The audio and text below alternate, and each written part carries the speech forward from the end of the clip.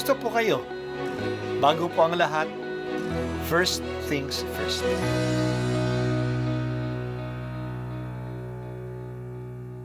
Good morning po. Sinisimulan po natin ngayon ang first things first. At dito po, tinatalakay natin sa unang bahagi ng umaga natin ay ang first readings na binabasa po sa banal na misa.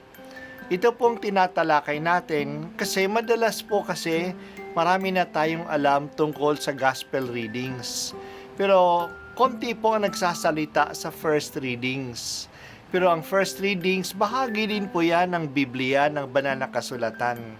Kaya susubaybayan po natin ang mga first readings, basahin po natin at kuminsan kailangan ng basahin ng 2 o 3 beses bago maintindihan kasi hindi po tayo familiar sa mga istorya at sa mga kaisipan na tinatalakay dito.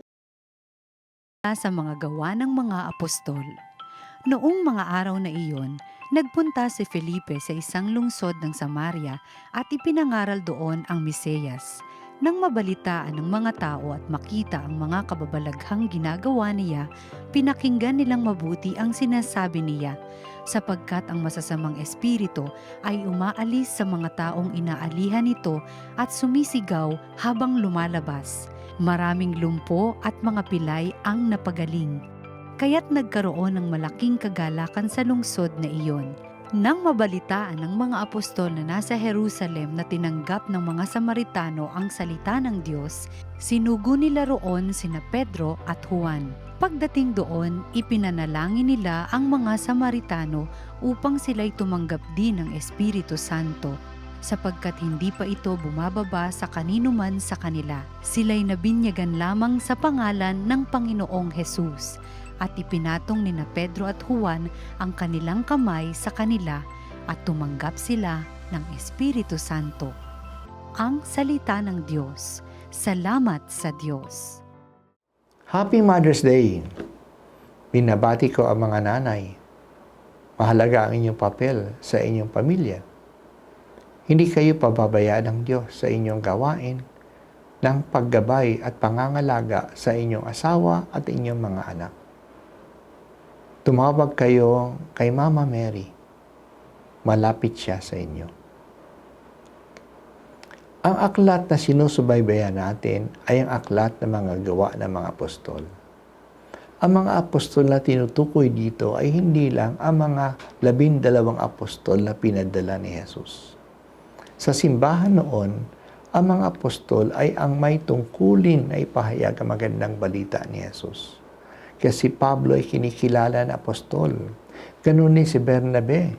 Ganun din si Esteban. Ganun din si Felipe. Sinusubaybayan natin ngayon ang mga gawain ni Felipe. Kaya bahagi siya sa mga apostol. Siya ay pumunta sa Samaria. Ang mga Samaritano ay yung mga minamata ng mga Hudyo. Hindi sila itinuturing na totoong Hudyo kasi hindi nila tinatanggap ang lumang tipan na siyang Biblia ng mga Hudyo. Ang banal na kasulatan nila ay ang unang 5 aklat lamang ng lumang tipan, ang tinatawag na Torah o Pentateuch. Hindi sila sumasamba sa Jerusalem. Ang banal na lungsod nila ay ang bundok ng Gorazim. Iniiwasan ng mga Hudyo ang mga Samaritano. Nagpahayag si Felipe sa Samaria. Tinanggap ng mga Samaritano ang balita niya na si Jesus ay ang Kristo kasi ang mga Samaritano ay nag-aantay din ng Kristo. Marami din siyang mga himala na ginawa doon kasi may pananampalataya ang mga tao. Nung mabalitaan ng mga leader sa Jerusalem ang mainit na pagtanggap ng mga Samaritano sa mabuting balita, pinuntahan sila ni Pedro at ni Juan. Nakita nila na hindi pa buo ang kanilang pananalig sa Diyos. Hindi pa nila natanggap ang Espiritu Santo. Kaya nagkaroon ng kumpilan doon. Pinatong ni Pedro at ni Juan ang kanilang mga kamay sa kanila upang matanggap din nila ang Espiritu Santo. binuo ang kanilang pananampalataya.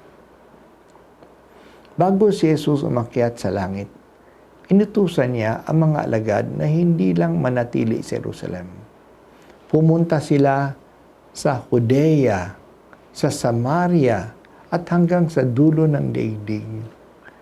Ito ang geographical expansion na sinusundan ng aklat ng Gawa ng mga Apostol. Ang mga mananampalataya kay Kristo ay una nasa Jerusalem.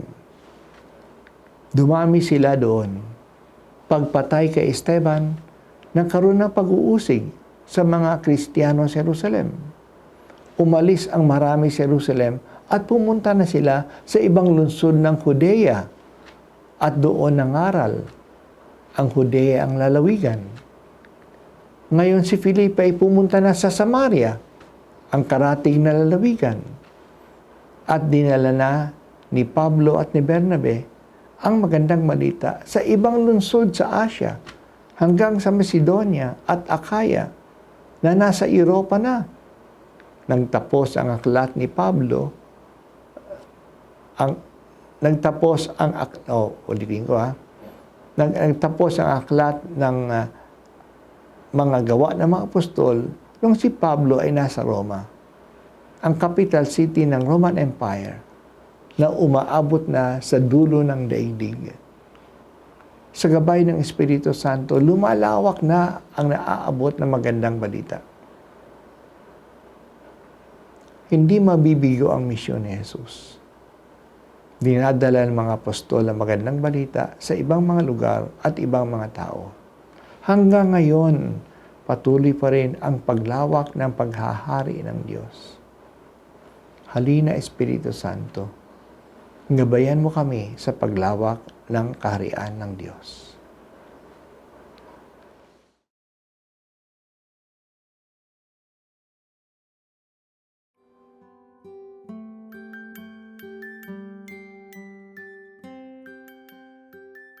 At ako po ay si Bishop Broderick Pabilio dito sa First Things First.